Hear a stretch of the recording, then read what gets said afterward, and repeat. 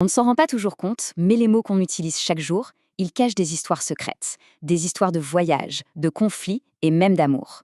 Aujourd'hui, on va s'intéresser à un phénomène qui est juste fascinant dans le langage, les mots qu'on emprunte aux autres. C'est vrai, on y pense rarement, hein. Pourtant, des mots comme week-end, meeting, pizza, ils ne sont pas nés ici. En fait, ils sont comme des témoins silencieux d'un monde qui était déjà super connecté bien avant l'arrivée d'Internet. C'était exactement ça. Imaginez un mot comme un voyageur. Il part de chez lui, il traverse des frontières, sa prononciation change, son sens aussi parfois.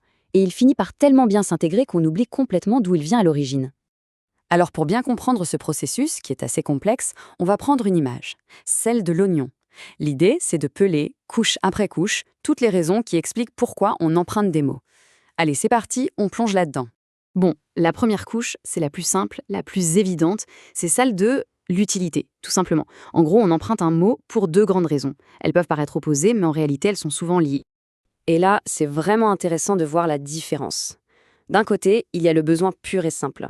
Un nouvel objet, un nouveau concept et débarque, comme le sushi ou le smartphone, eh bien on prend le mot qui vient avec. C'est logique.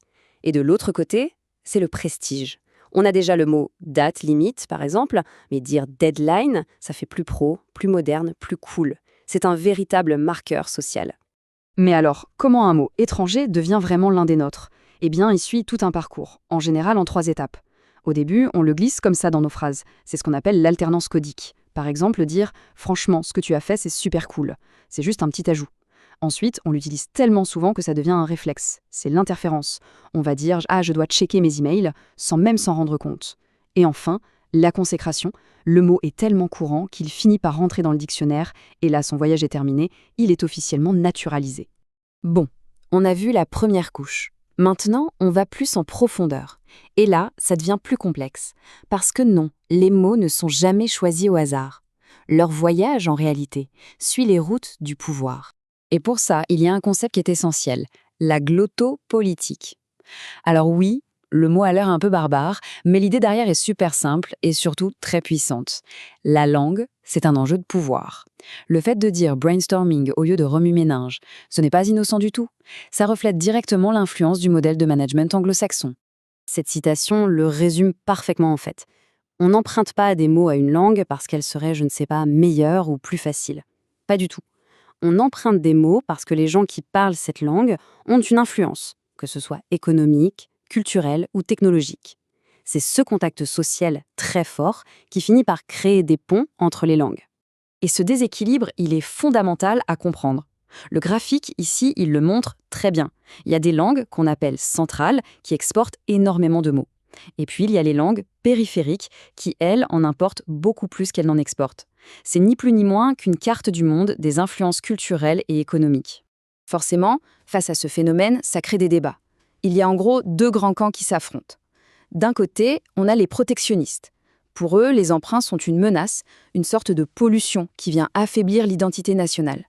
Et de l'autre, on a les libéraux. Eux, ils voient ça comme une richesse, comme la preuve qu'une langue est vivante et qu'elle évolue. On le voit bien, ce débat est loin d'être juste linguistique, il est profondément politique. Allez, on creuse encore un peu. On va maintenant au cœur de nos émotions. Parce que notre rapport à ces mots qui viennent d'ailleurs, eh bien, il est très personnel, très intime. C'est un mélange d'attirance, de rejet, et parfois même d'un vague sentiment d'insécurité. En fait, notre attitude face à ces mots, elle se décompose en 3. Il y a la partie cognitive, c'est ce qu'on croit, nos idées rationnelles, du style « l'anglais, c'est pratique pour le travail ». Ensuite, il y a la partie affective, là c'est ce qu'on ressent, nos émotions. J'adore la sonorité des mots italiens, ça chante. Et enfin, la partie conative, c'est-à-dire comment on agit concrètement, nos choix de tous les jours. Et c'est l'équilibre entre ces 3-là qui va définir notre comportement. Et ce sentiment d'insécurité, il est vraiment au cœur de beaucoup de réactions extrêmes. L'insécurité linguistique, c'est cette petite voix intérieure qui nous souffle que notre propre langue est peut-être moins bien, moins capable qu'une autre. Et ça peut mener à 2 extrêmes. Soit on rejette en bloc tout mot étranger pour protéger sa langue, soit au contraire, on emprunte à tour de bras par une sorte de complexe d'infériorité. Et maintenant, on arrive à la dernière couche de notre oignon. Et c'est sans doute la plus surprenante. On va voir que des mots qu'on pense être 100% de chez nous, des mots de tous les jours, sont en réalité des voyageurs qui ont juste super bien caché leur jeu. Prenez un mot tout bête, un mot qu'on utilise sans même y penser. Bougie. On est tous d'accord pour dire que c'est un mot français, non? Eh bien, accrochez-vous, parce que son histoire va nous faire voyager bien plus loin, de l'autre côté de la Méditerranée. Et voilà l'explication. Le mot bougie vient en fait du nom de la ville de Béjaïa, en Algérie, qui était super connue pour son commerce de cire au Moyen Âge. C'est juste l'exemple parfait d'un emprunt qui a été tellement bien intégré que son passeport d'origine a été complètement effacé par le temps.